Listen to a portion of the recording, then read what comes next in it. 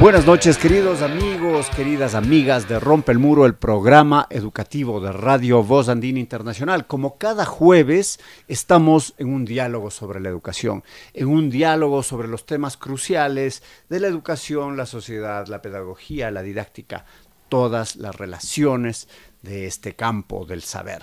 En esta noche tenemos un tema importante vinculado con la pedagogía y con la literatura. El tema de hoy es la enseñanza de la literatura y la escalera de Brabante. ¿Qué es la escalera de Brabante? Vamos a saberlo en esta noche. La literatura puede ser apasionante o a la vez aburrida, además de la predisposición del alumno y al igual que en otras asignaturas, para que sea lo uno o lo otro, influye la disposición del estudiante, pero también la didáctica, la enseñanza, los estilos de docencia utilizados por sus profesores. ¿Cómo se enseña literatura? ¿Qué recursos didácticos son efectivos para maravillar al estudiante, para atraer su atención, para crear un aprendizaje significativo? Estas y otras preguntas se contestarán esta noche en el diálogo con el doctor Osvaldo Valencia, donde conoceremos también y vincularemos su última novela, La escalera de Brabante, con este proceso tan importante y a la vez tan mágico como es la enseñanza y el aprendizaje de la literatura. ¿Quién es nuestro querido colega, amigo, Leonardo Valencia? Leonardo Valencia sin duda es uno de los escritores más importantes de este último tiempo, escritores ecuatorianos más importantes de este último tiempo. Es escritor, doctor en Teoría de la Literatura y Literatura Comparada por la Universitat Autónoma de Barcelona, donde dirigió el programa de escritura creativa. Es licenciado en Ciencias Sociales y Políticas por la Universidad Católica de Santiago de Guayaquil, profesor de la Universidad Andina Simón Bolívar, sede Ecuador. Residió en Lima y en Barcelona durante 25 años, actualmente vive en Quito. Sus libros han sido publicados en España, Argentina, Colombia, Perú y Ecuador, de los que se han traducido 3 de ellos al inglés y al francés. Entre sus obras de ficción se encuentran La luna nómada, El desterrado, El libro flotante, Casbec y La escalera de Brabante, el último libro, su última novela. En ensayo ha publicado El síndrome de Falcón, Viaje al círculo de fuego, Moneda al aire, Sobre la novela y la crítica y el último libro, Ensayos en caída libre. Es un gusto para mí, pues un honor, una alegría tener a Leonardo en el programa. Leonardo, buenas noches, bienvenido. Gracias, Alexis, un placer estar acá. Perfecto, entramos directamente al tema que nos toca en este diálogo. Y la escalera de Brabante, según nos dicen pues reseñas de autores, de editores, de periódicos, de periodistas, nos dicen la escalera de Brabante pretende ser una novela total. ¿Qué es una novela total? Esa es una buena pregunta. A ver, es como una especie de... Primero está vinculado, lo más evidente es, se suele llamar novelas totales a las novelas largas. A las novelas largas. Una novela que tiene 500, 600, 800 páginas, ya de entrada les dicen novela total. Hay otro sentido que tiene que ver con la literatura latinoamericana. Estos grandes novelistas de mediados del siglo XX y los que vienen del boom después, hacían novelas que eran como ambiciosas, que retrataban pues una sociedad, o sea, un país, a veces conflictos muy, muy grandes, ¿no? Pero en realidad este tema de la obra de arte total es algo que viene de Alemania. Eso está vinculado a Wagner y era el sentido de la composición, de la creación de una pieza musical que reuniera una serie de recursos y que de alguna manera diera una visión, una cosmogonía y que en principio sirviera para entender la realidad de un mundo. Entonces viene de ahí en realidad, inclusive el mismo término obra de arte total es un término que viene traducido del alemán, ¿no? Entonces tiene un montón de acepciones, pero la más simple es la que tiene que ver con las novelas largas. Una novela larga, hablemos quizás ilustrando Yo el Supremo, de Roa Bastos, puede ser una novela total. Es una novela ¿no? ambiciosa. El sí. mismo Quijote por supuesto, un clásico. Sí, pero ¿no? fíjate tú, no, ahí yo creo que hay matices, o sea, porque no es el término, la idea de novela larga no vale para todos casos de las novelas totales, ¿no? Yo creo que, por ejemplo, en el caso del Quijote es una historia bastante acotada, que sí que representa un mundo, pero no creo que tiene una ambición de novela total, porque si tú te das cuenta en el Quijote lo que tú haces es seguir la aventura de Don Quijote y Sancho Panza a través de distintos pueblos, o sea, no tiene esta idea de una especie como de totalidad. Te voy a poner un contraejemplo.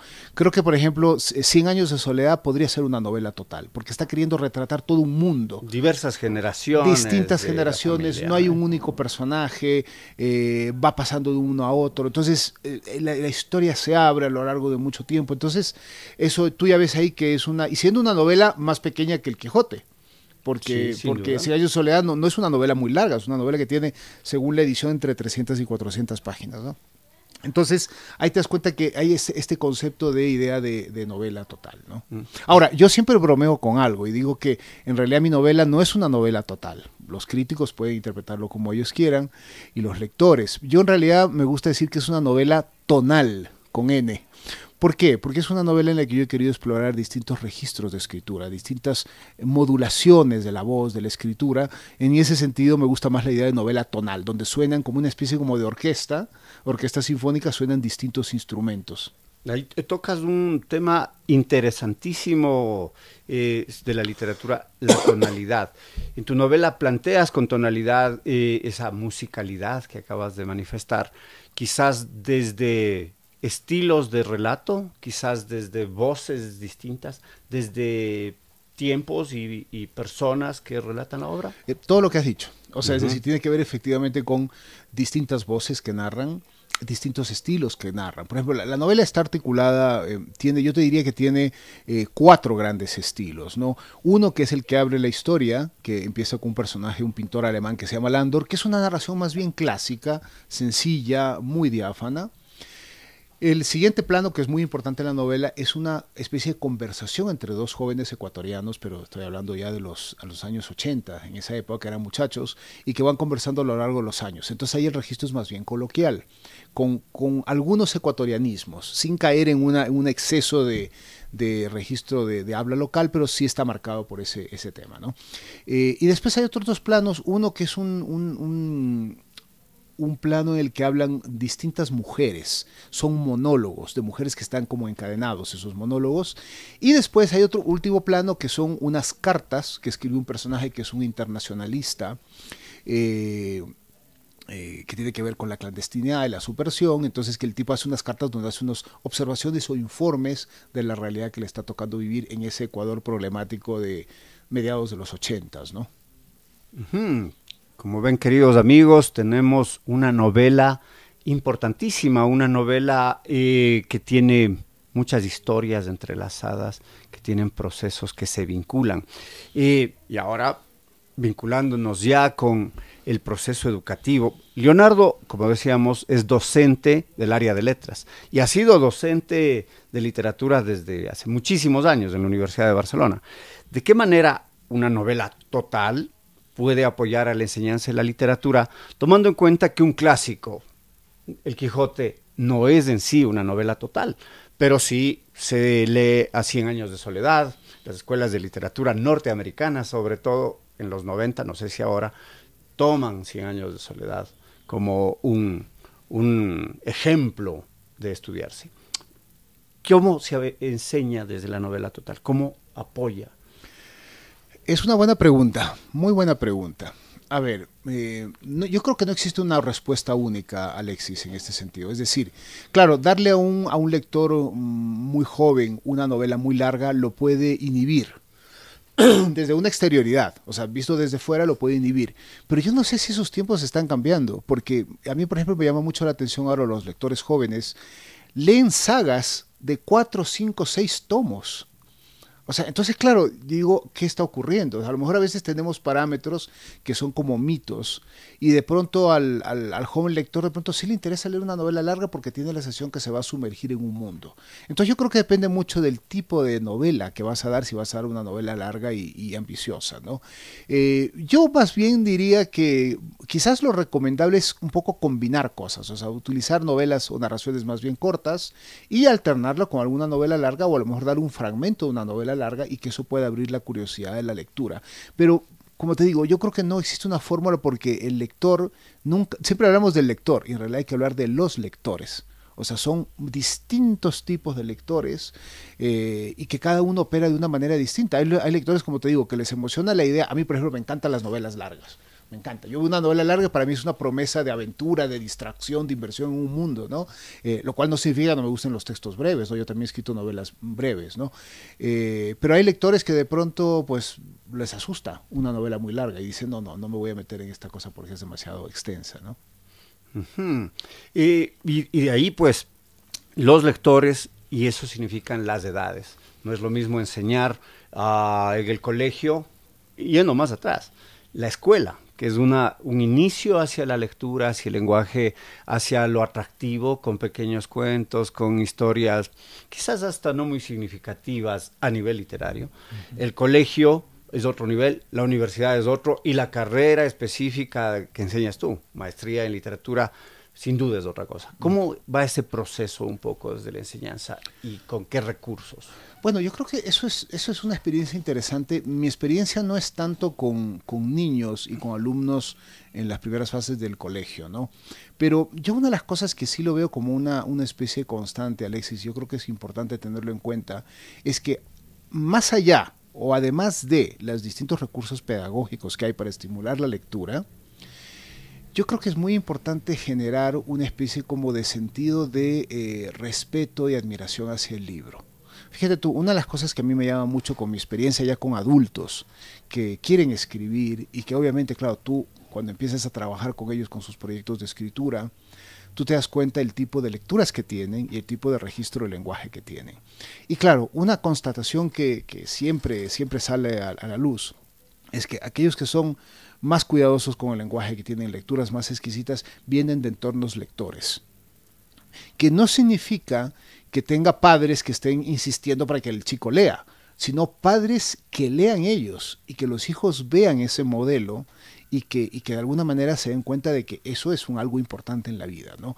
Entonces, y eso marca mucho.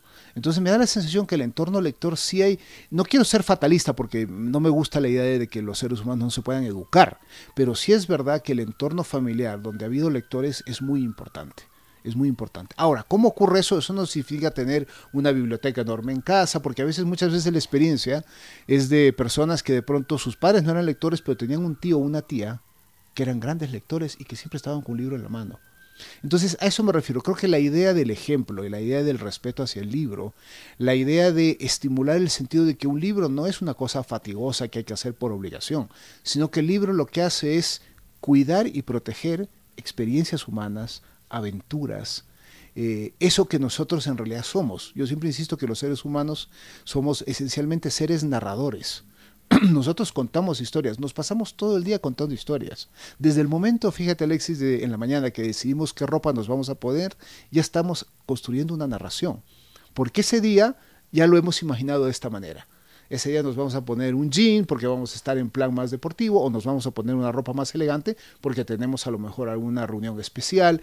Eso ya es un cuento. Entonces lo que hacen los libros son unas cajas maravillosas que contienen historias de los seres humanos. Unas cajas maravillosas, sin duda. Escuchándote me remitías a dos hechos. Uno, mi tío, que era encantado con la mitología griega y que muy chico, quizás para que ya no le jorobe, me dio la Ilíada, libro con letras muy pequeñas, sin ilustraciones, el clásico, pero que la imaginación te permitía construir tú mismo cómo está Ulises, cómo es Héctor, etc. Ahora tenemos todo en video, tenemos todo en los celulares, tú quieres información, abres internet. Hay quizás una dificultad para que el chico se atraiga con la lectura de la Ilíada, si es que puede ver la película con Brad Pitt, por último, Troy. Sí, no, a ver, no me preocupa tanto, sabes que no me preocupa tanto el hecho de la existencia de las imágenes, porque el ser humano en distintas épocas siempre ha tenido una serie de distracciones. Estoy pensando, por ejemplo, en la época de oro de la novela realista, el siglo XIX, una de las cosas que más se hacía era ir al teatro, por ejemplo. A la gente le encantaba ir al teatro, había comedias ligeras, no estoy hablando necesariamente de teatro muy conflictivo o problemático, ¿no? El problema, yo creo, la dificultad está en la invasión mediática. El no regular con el debido control la sobreabundancia de imágenes, porque fíjate tú una cosa curiosa, hay lectores también, por eso digo el fenómeno de la lectoría juvenil a mí me da mucha curiosidad hoy en día, porque uno ve por ejemplo estos booktubers, ¿no? Que son adolescentes que recomiendan libros. Fíjate que ocurre una cosa curiosa, dice, y me interesa esta novela, o recomiendo esta novela, porque además de la novela hay película, además de la novela hay serie. Esto es un cambio de paradigma. Fíjate tú, en la formación clásica, la idea era que la novela siempre era superior a la película, ¿verdad? Entonces, y siempre era la discusión de cuál era mejor, si la película o la novela. Yo creo que eso ya hoy en día ya no existe. Los lectores jóvenes lo ven como una manera complementaria o expandida. Entonces, como Luis te digo, el problema no es la existencia de imágenes, porque somos esencialmente seres visuales. El problema es la invasión excesiva. Entonces, claro, con el tema de los celulares hay una permanente invasión de imágenes, y lo llevamos con nosotros. Entonces, eso yo creo que es un tema que sí exige de alguna manera una especie como de autorregulación y también dosificar el hecho de la pantalla, ¿no? Dosificar la pantalla, los complementos, nuevas historias, la saga de El hielo y el fuego, 3 bloques gigantes que unos pueden decir, ya me vi toda la serie de Game of Thrones, o puede complementarse.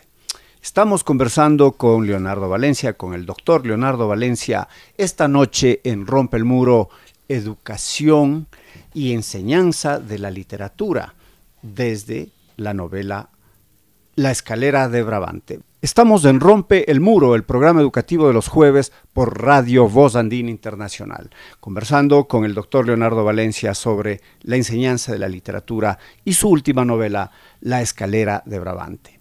Yo tengo aquí La escalera de Brabante, los que pueden verlo, pues está ahí.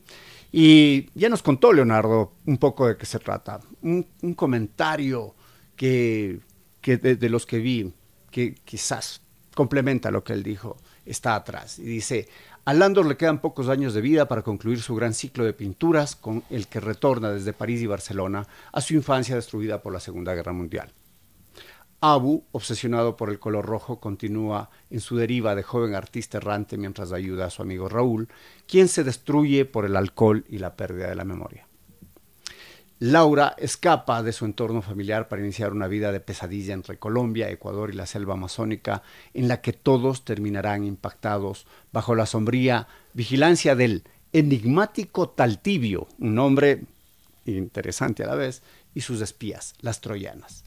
Desde esta articulación, ¿cómo surge? Son 3 historias, quizás más, ¿no? Las que nos cuentas. ¿Cómo surge La escalera de Brabante? ¿De dónde sale?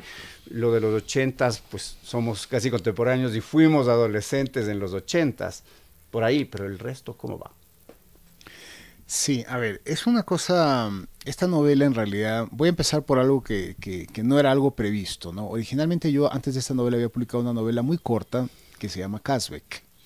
Kazbek, esa novela Kazbek iba a ser en principio una novela que abría una serie de novelas cortas, en la cual la primera tenía que ver sobre las relaciones entre la literatura y el dibujo, porque se reproducen unos dibujos ahí en esa novela, ¿no? Y cuando me puse a hacer la siguiente novela, que iba a tratar sobre la relación entre literatura y pintura, a mí me apasiona mucho la pintura, empecé a escribir la novela y ocurrió una cosa, me di cuenta que me estaba repitiendo, o sea que iba a ser otra novela corta, parecía la anterior, y me di cuenta que no, que el asunto no iba por ahí. Entonces me dije, no voy a seguir la idea de querer hacer una serie de novelas cortas, sino voy a seguir escribiendo esta novela por sí mismo. Y ahí todo estalló, Alexis, todo se abrió, porque en el fondo me interesaba 2 cosas, ¿no? Una, acercarme al proceso creativo de un pintor. Pero no porque necesariamente me interesaba solamente el tema de la pintura, porque me interesaba el proceso creativo, o sea, cómo alguien que se dedica a un tipo de arte que tiene siglos de tradición, va viviendo frente a un mundo que es problemático, un mundo que es que a lo mejor le da exactamente lo mismo el arte que está haciendo el individuo, ¿no? Entonces, y aparte un mundo que va cambiando en las técnicas, ¿no? Porque Landor es un pintor alemán, lo hago a propósito que es un pintor alemán, porque es un pintor que le interesa la pintura tradicional, la clásica pintura al óleo, Pincel. que tiene a sus grandes pintores en los pintores flamencos, por decir algo, ¿no? Entonces, ¿cómo él va viviendo frente a un mundo tan cambiante con nuevas tecnologías y esto, ¿no? Pero por otro lado, también me interesaba acercarme a esa idea de la idea de las vanguardias en el siglo XX, que es la idea un poco de los artistas que supuestamente llegan al límite donde después de eso ya no se puede hacer nada más. Me explico. Me interesaba mucho, por ejemplo, el tema de los expresionistas abstractos, por ejemplo, el caso de Pollock, ¿no? Ese pintor que empezó a pintar por goteo, ¿no? El raw painting, la pintura goteo. Y claro, y después de eso, ¿qué más puedes hacer? O la pintura de Rothko, que llegó un momento en que sus cuadros eran una mancha roja en un cuadrilátero. Entonces, ese tipo de arte donde pareciera que ya no se puede hacer nada más. Y ahí noté una cosa que me resultó muy curiosa, que estaba vinculado también con la idea de los absolutos políticos del siglo XX. O sea, la idea de ideologías que creen que llegaron a una fórmula o una estructura que el mundo debe ser como ellos suponen. Llámala de izquierda, de derecha, lo que sea, pero es esa visión absoluta que cree que el mundo solamente se puede resolver de esa manera. Curiosamente, me di cuenta que las dos situaciones estaban vinculadas. Entonces quise explorar para ver a dónde podía llegar. O sea, mis novelas no son novelas que yo las planifico, hago un guión previo y sé a dónde quiero llegar. Mis novelas son exploraciones. Entonces, mientras iba explorando, me di cuenta que se empezaron a abrir, se empezaron a abrir varios nexos y eso me permitió también generar un diálogo entre los dos mundos en los que yo he vivido, que es América Latina y Europa. Entonces, ahí vi que había la gran oportunidad, porque las dos cosas están vinculadas. Todos los procesos vanguardísticos de artistas en el siglo XX han tenido una implicación política. Y también muchas personas que estuvieron metidas en la política en algún momento tuvieron que sacrificar alguna visión estética del mundo por esa construcción política de lo que ellos querían hacer. Entonces, si te das cuenta, son tensiones muy, muy potentes. Ahora, esas tensiones no eran ideas previas, más bien eran historias que yo fui dándome cuenta a través de determinadas figuras, determinados personajes que me llamaban mucho la atención. Y a partir de eso se abrió a un montón de escenarios. Por ejemplo, el escenario político, ya que hablabas de una cuestión generacional, para mí siempre hubo, yo cuando era adolescente y en primera juventud, pues no era un individuo muy metido en la política. De hecho estaba muy al margen, ¿no? Pero claro, en ese margen había un margen de desinformación en lo que había pasado en Ecuador en la década de los 80 con los movimientos subversivos y guerrilleros. Eso me llamó a mí mucho la atención, porque Ecuador tuvo una peculiaridad. Nunca llegamos a tener movimientos guerrilleros de relevancia, como ocurrió en Colombia y en Perú. Me explico, nunca llegaron a tener esa injerencia social tan fuerte. Estuvieron siempre en una marginalidad. Inclusive yo te diría que, claro, lo que se decía en esa época es que no era guerrilla, eran una banda de delincuentes armados. Me explico. Entonces, nunca llegaron a tener un peso tan marcado en la sociedad. No lo tuvieron, como no lo tuvo como sí lo tuvo, por ejemplo, en Colombia la guerrilla, lo tuvo en Perú, ¿no? Y en otros países, ¿no? Entonces me llamó la atención eso porque era una especie como de silencio que yo quería entender lo que había pasado en esa época.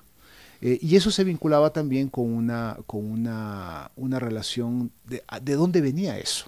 ¿Era una cosa aislada? ¿Estaba conectado, como efectivamente después se descubrió, si estaba conectado con otras tradiciones?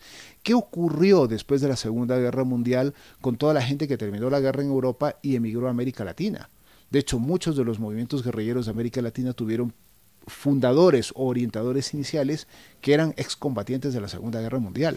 Entonces hay una serie de historias ahí vinculadas que a mí me resultaron apasionantes y esta novela de alguna manera quería introducirse en ese mundo para tratar de entender qué me tocó ver en esa parte en que tenía esa época de adolescente, ¿no? Época de adolescente y algo que, como mientras leía, es Taltibio y Las Troyanas es una obra, entonces, sí. Pero tú aquí es una obra de teatro, si no me equivoco. De Eurípides, griega. Eurípides, griega, y tú la vinculas con un personaje. Sí. ¿Es esto, está vinculado con ello o es otra parte de esta novela? No, todo está vinculado, fíjate, todo tiene una relación entre sí. No, a ver, el tema de Taltibio ahí es una figura, esto en realidad primero hay que verlo una cosa anterior, ¿no? En ese querer comprender qué pasó con esos movimientos subversivos, guerrilleros en esos años, descubrí una cosa que me llamó la atención. O sea, primero de todo, lo que menos me interesaba era hacer una apología del guerrillero, para nada. Ni una apología, pero tampoco un denuesto del guerrillero, sino entender. O sea, ¿qué pasó ahí? ¿Cómo alguien llega a un extremo radical de violencia dispuesto a matar por una ideología, ¿no? Entonces, en ese proceso ocurrió una cosa muy curiosa, ¿no? Es que empecé a leer varios testimonios de guerrilleras, de mujeres, ¿no? Y fue curioso darme cuenta, y ahí ves los riesgos de los absolutos o la pretensión de absolutos políticos, me di cuenta que muchas de ellas, después de algún tiempo de experiencia en los movimientos guerrilleros, llegaban a la siguiente conclusión. Claro, yo me metí en la guerrilla en un momento subversivo para cambiar el mundo, pero resulta que yo como mujer, cuando estoy en una guerrilla, tengo que cumplir el papel que la misma sociedad convencional está asignando a las mujeres. Por lo tanto, para ellas no había ningún tipo de revolución. Eso me llamó mucho la atención.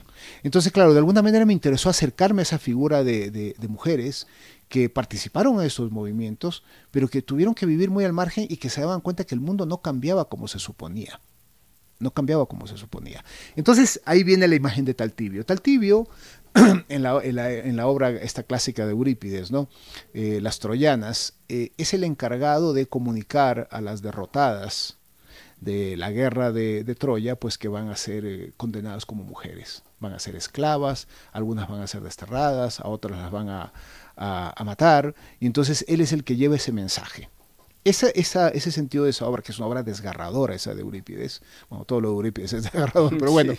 Pero ese nombre me interesaba para esta figura de mi personaje, porque mi personaje es un personaje que existieron personajes así. Los internacionalistas eran estas figuras que se movían por América Latina y que de alguna manera estaban vinculados a los movimientos subversivos, a gestionar cosas. El de mi historia era un hombre que empieza a desarrollar un grupo de mujeres al servicio de la revolución.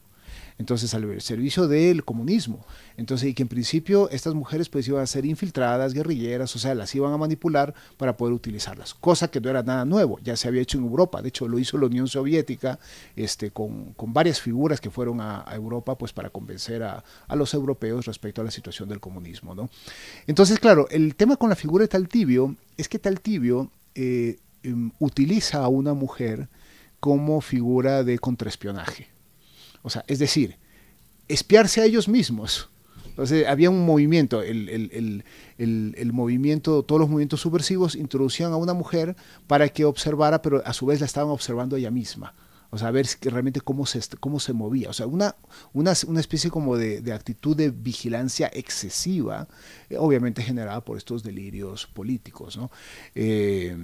Entonces, esa es la figura de Taltibio. Entonces, es un individuo muy curioso porque es un individuo que no es un guerrillero, pero que está gestionando y está reportando a Cuba, está reportando lo que él está viendo de este grupo de mujeres que él llama las troyanas. Y obviamente, la idea de las troyanas también tiene otro sentido, que es la idea del caballo de Troya. Es decir, lo que tú parece que estás enviando como un obsequio, dentro esconde algo dentro, ¿no? Que también son peligroso. Que también son los virus, ¿no? Los troyanos también se llama así, sí, ¿no? Se llaman así. Pues como ven, queridos amigos, queridos radioescuchas, es una obra interesantísima para muchos por temas de edad, hay vinculaciones, pero para quienes no tienen nuestra edad, quienes no estuvieron adolescentes, que no fueron adolescentes en los 80, también remite estas vinculaciones que acaba de contarnos Leonardo, el arte, los paradigmas, el quiebre de los paradigmas, los absolutismos, las posibilidades de vivencias plenas. Una investigación impresionante para lograr aquello, desde la pintura, por un lado, desde los movimientos guerrilleros. A propósito, Jean Latarguy, en su obra Los guerrilleros, decía que el Ecuador tiene el récord de la guerrilla más corta de Latinoamérica, que duró, sí. La guerrilla del Toachi de Urge en los 60 duró 24 horas.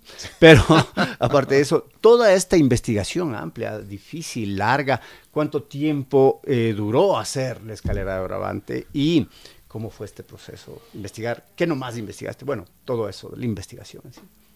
¿Sabes que la expresión proceso de investigación, yo siempre pienso, nunca lo quiero ver así, porque suena como proceso de investigación, suena como tener que estar obligado a estar encerrado en una biblioteca una cantidad de horas. No, yo lo llamo proceso de vida.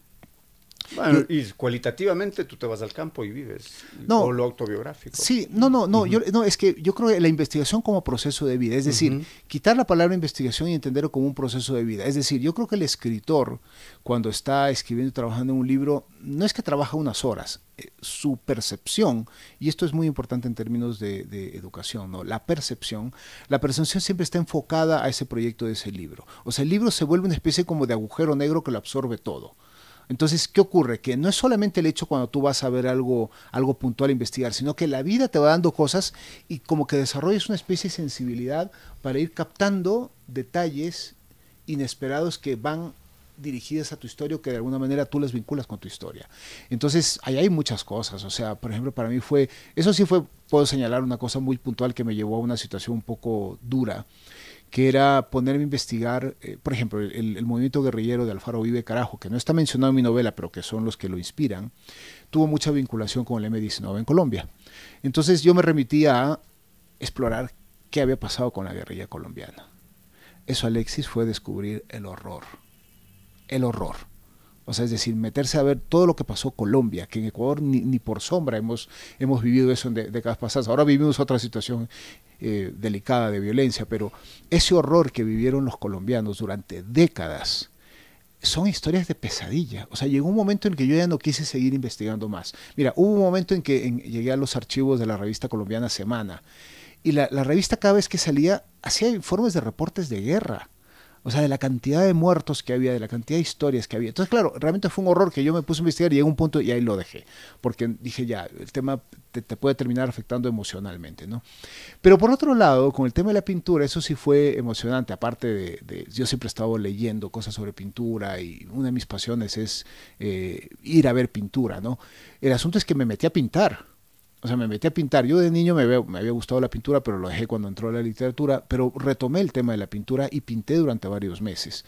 Inclusive con un pintor amigo mío que estaba mencionado en la novela al final de los agradecimientos, Norberto Sayé, que es un pintor argentino de origen sirio que vive en Barcelona.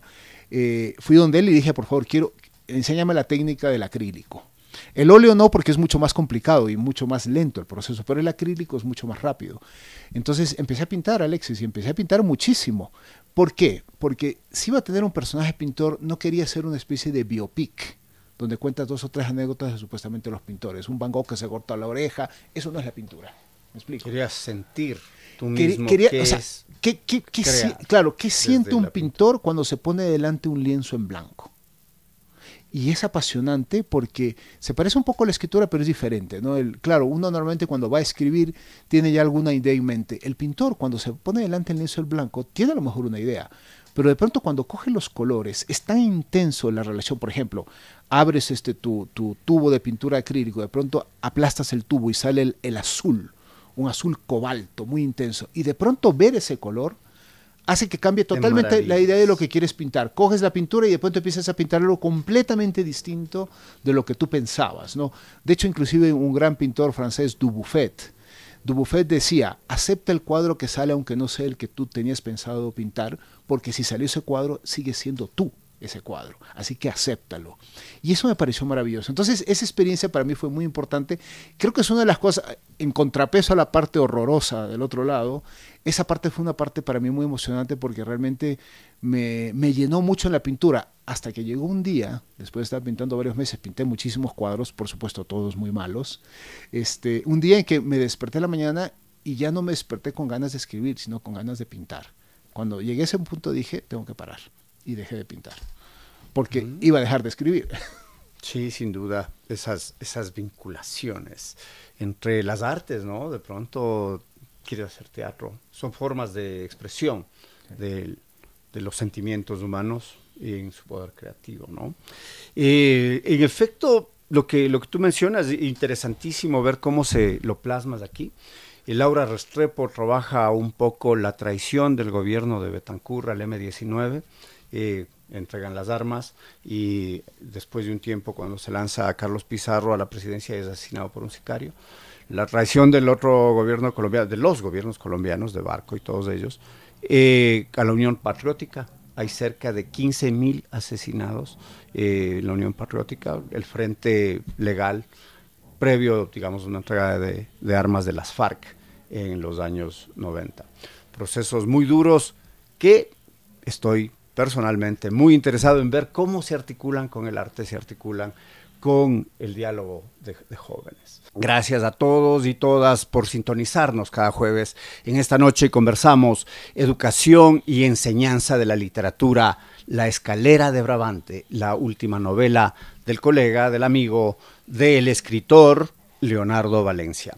Volviendo a esto, luego de todos estos procesos tuyos de la creación, ¿todo el mundo puede enseñar literatura o se necesitan características particulares más allá de pedagogía, de procesos didácticos propios? Se necesita algo especial. Me imagino primero que quien quiere enseñar literatura debe ser un buen lector, quizás, pero tú sabes más. No, yo creo que has dado en el clavo, es decir, a ver, cuando un profesor se encuentra, le dan la responsabilidad de enseñar literatura y no es su campo, es un desafío tremendo, ¿no? Para mí que la literatura me apasiona, el poder dar clases de literatura para mí creo que es un privilegio y una suerte enorme, ¿no? Ahora, pero tratando de aterrizar un poco sobre este tema, sí, yo creo que has dicho algo muy importante, le tiene que gustar leer, pero también le tiene que gustar saber cómo transmitir esa pasión personal por la lectura.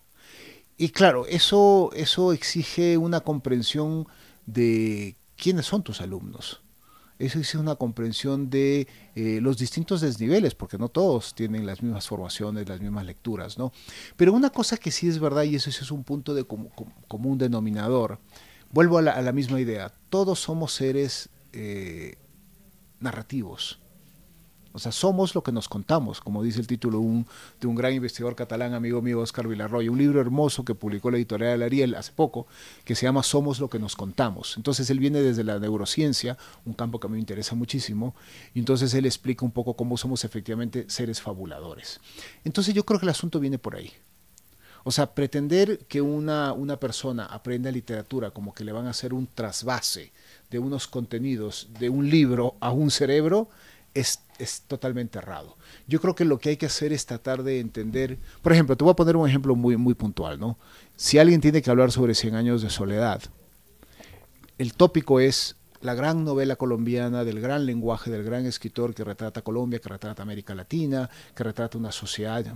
Yo siempre digo, nos estamos olvidando de algo fundamental. ¿Qué pasa en la primera página de 100 años de soledad?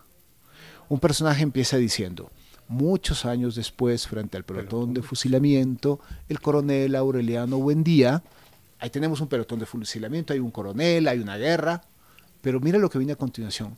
Habría de recordar aquella tarde remota en que su padre lo llevó a conocer el hielo. Alexis, esto es una maravilla. Si tú empiezas por ahí y a un alumno le dices, ¿ustedes han tocado el hielo? ¿Qué sienten ustedes cuando tocan el hielo? Entonces los alumnos dicen, me quemo, profesor, o me refresco, profesor, o lo echo inmediatamente en un vaso con agua, o alguna cosa, ¿no? Entonces, hablemos de la percepción del hielo, pero la percepción del hielo en un ambiente donde hace calor, porque no es lo mismo estar en la playa con un pedazo de hielo que estar en el Chimborazo tocando el hielo.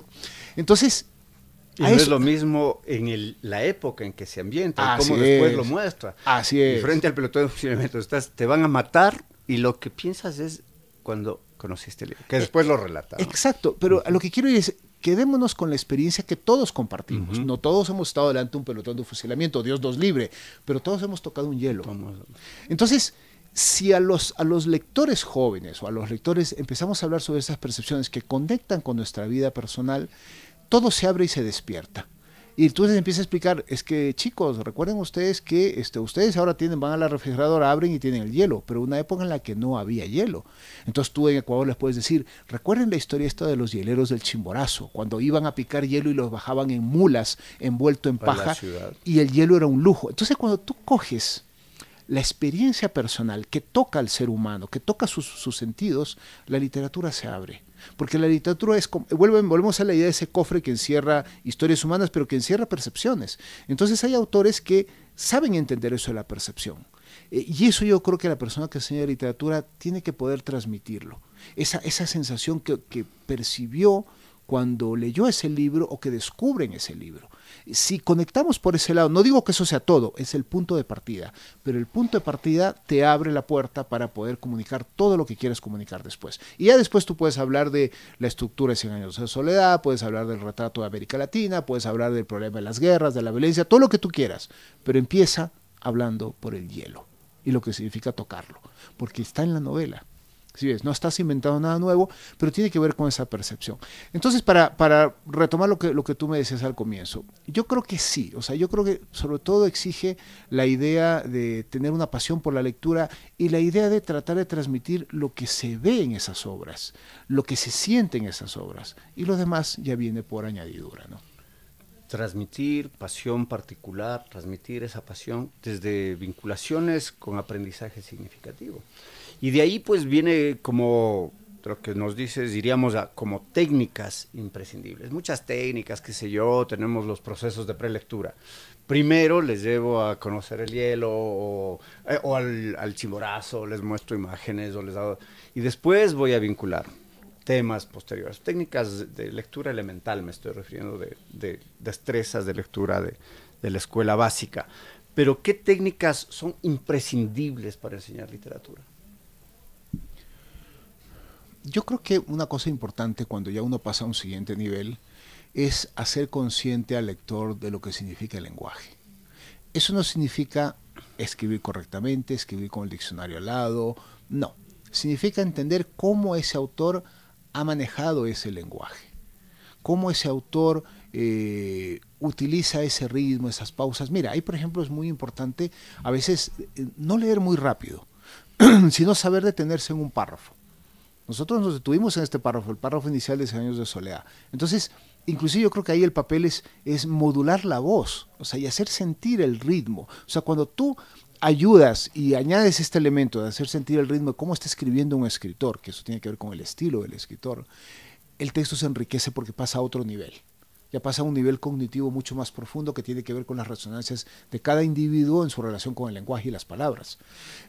Entonces, eso, insisto, yo creo que es muy importante. O sea, el acercar a la textura, Las obras literarias tienen relieve, no es una superficie plana, tiene relieve. Y hay lenguajes que son mucho más elaborados o ricos. Estoy pensando, por ejemplo, Borges es una especie de cordillera de los adjetivos, ¿no? Entonces es una cosa que va, subes, bajas, entonces es una cosa que va moviéndose, ¿no? Pero claro, tú por ejemplo coges un autor como Juan Rulfo en Pedro Páramo y el lenguaje fluye. ¿Te das cuenta? Entonces es como un río. Entonces, claro, cada autor, fíjate que estoy utilizando metáforas geográficas, ¿no? Entonces, cada autor tiene una geografía distinta y hay que hacer que el lector, el alumno, pueda pasar su mano y sentir el relieve. O sea, si siente relieve, si puede tocar esa materia específica del lenguaje, donde ya las novelas y la literatura deja de ser solamente historias, sino que son historias contadas a través de un lenguaje. Es más, son historias que no serían esas historias si no fuera por ese lenguaje específico que se utilizó.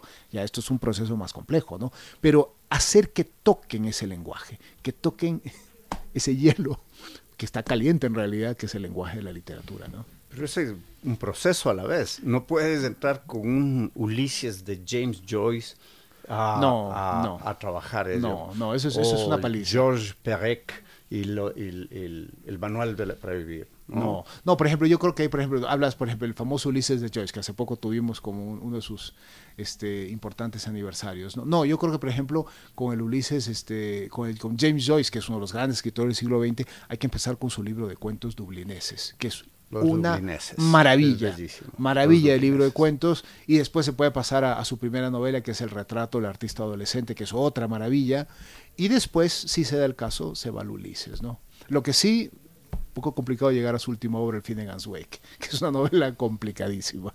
Complicadísima, con argot irlandés de ese tiempo. Imposible. Imposible. Tú sabes lo que decía un gran autor italiano, Lampedusa, en sus famosas lecciones de literatura, ¿no? Él, cuando llegó a hablar de Joyce y hablaba del Ulises y de Finnegan's Wake, decía, para leer el Ulises, fíjate lo que está diciendo, tiene un alcance él nunca fue profesor, pero es un alcance profundo, ¿no? Dice, para leer el Ulises de James Joyce hay que ser un hombre muy culto y muy vulgar. A la vez. Para leer el Finnegan's Wake hay que ser Dios. O sea, complicadísimo. Entonces mejor empezar por dublineses, y el retrato de artista adolescente, y después ya se verá. Pero ¿no? llegar después, quizás. Sí, después ya se verá. sí, porque ¿sabes qué? El tema es que yo creo que todos los libros, así como no todas las bebidas se toman en todo momento, entonces yo creo que los libros tienen sus determinados momentos y son ciertos, y también es un proceso de formación de lectura. Entonces, insisto, no se puede llegar a un libro o a otro de la misma manera. Hay libros que necesitan formación previa, que necesitan experiencias previas para poder disfrutarlos más, ¿no?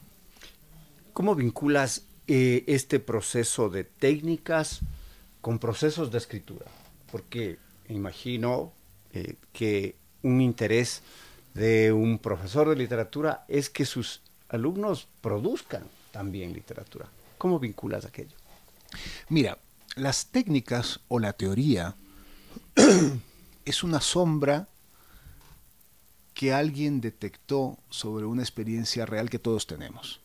Es decir, esas formas sofisticadas de técnicas son cosas que nuestro cerebro ya hace de manera automática. El problema es que es tan automático que ya nosotros no lo vemos. Por ejemplo, cuando nosotros estamos conversando, empezamos a evocar un montón de cosas que no están pasando aquí. O sea, son todas retrospecciones, estamos yendo al pasado. Bien, eso es una técnica literaria que se hace en las novelas o en los cuentos, que es la retrospección o analepsis, lo que dice la narratología, ¿no? Bueno, eso viene de nuestra experiencia en nuestro cerebro. O sea, nuestro cerebro, como digo, es una máquina narrativa y lo que hace la teoría y las técnicas es darle nombre, darle forma, para hacerlo un poco visible lo que hacemos. Por ejemplo, también cuando conversamos, nosotros vamos cambiando de tema muy rápidamente, entra un tema, sale otro, ¿verdad? Son digresiones. Ya, eso también, el término de la digresión narrativa, pues es un poco darle nombre y sistematizar algo que ya está en nuestra experiencia. Si lo enfocamos así, la técnica no se vuelve una cosa forzada a aprender. Es más bien entender de qué manera se corresponde con nuestra propia naturaleza. Y ahí viene la gran pregunta. ¿Cómo descubro yo cuál es la técnica ideal para mí para escribir lo que yo quiero escribir? Bien, no significa ir a leer 400 libros de técnica, significa tratar de explorarte a ti mismo y saber cómo procedo yo, cómo es mi manera de contar el mundo, o mejor dicho, Alexis, cómo percibo yo de manera más intensa el mundo. Y ahí empiezo yo nuevamente con el tema básico de los sentidos, ¿no? ¿En qué soy más sensible? Tengo un oído más sensible, tengo la visión más sensible, soy muy sensible al olfato, soy muy sensible al tacto. ¿Cuál de estos sentidos me domina o cuál es la combinación que me caracteriza? Cuando uno empieza a descubrir eso, empieza a descubrir por dónde van a llegar las técnicas que uno necesita para escribir. Eso, hacer que los estudiantes descubran. Así ¿no? es. Para así que es. ellos vayan descubriendo. Y el docente conocer a sus estudiantes también en un proceso, ¿no? Este chico es más cercano a los clásicos, este chico es más ficción, sí, eso es clave. esta otra alumna o alumno es introspectivo, etcétera, ¿no? Muy interesante todos estos temas. Estamos llegando lastimosamente, sería magnífico con Leonardo. Por suerte a veces compartimos el almuerzo y dialogamos sobre la literatura, ese bellísimo camino que es la literatura. Pero estamos llegando al final de este diálogo. ¿Qué quisieras tocar? ¿A qué quisieras referirte, Leonardo? Que no hemos tocado y que crees importante. Bueno, yo creo que sobre nuestro propio espacio, Alexis, o sea, si las personas están interesadas en estos procesos de aprendizaje, pues yo los invito a la maestría en literatura y escritura creativa que tenemos en la Universidad Andina, porque es el espacio donde se habla de estas cosas, donde podemos acercarnos a las visiones de las lecturas, acercarnos a las inquietudes por los procesos de escritura, y en ese sentido abro esa invitación porque el espacio está aquí. O sea, esta conversación puede seguir a lo largo de una hermosa maestría y en los pasillos de la universidad y en nuestra hermosa biblioteca. Así que ese es el espacio para poder profundizar, y con una invitación muy importante, porque a veces la gente tiene un poco de miedo de que una maestría en literatura y escritura creativa es solo para aquellos que han estudiado literatura en la universidad. No. Esta maestría invita a personas que están interesadas en el proceso de escritura creativa, aunque vengan de otra formación, abogados, médicos, ingenieros. Lo importante es que puedan demostrar que les interesa la escritura, que a lo mejor han tomado talleres literarios o que ya inclusive han publicado. He tenido muchos alumnos que son médicos y vienen y han publicado un primer libro de cuentos, pero que quieren seguir aprendiendo. Entonces están invitados y la maestría está abierta, ¿no? Así que este es el espacio a lo cual los invito, ¿no? Lo escucharon, queridos amigos, queridas amigas. La maestría de literatura abierta las maestrías de la Universidad Andina abiertas para ustedes. La Escalera de Brabante, una obra maestra de la paciencia narrativa, una estupenda novela poliédrica y visual, un prolongado acto de fe en el arte de la novela. Eso lo dice Vladimiro Rivas de Quipus, desafía los apotegmas simplificadores del postmodernismo y confía no solo en el gran relato, sino en un ensamblaje de sentidos. Marcela Croce, de Letras Libres. Son los comentarios, algunos comentarios de diversos que hay, elogiosos todos, para La Escalera de Brabante de Leonardo Valencia. No dejen de leerla, la edita Planeta, Sex Barreal, Biblioteca Breve, está en todas las bibliotecas y librerías más importantes, sí, ¿verdad? Sí, sí.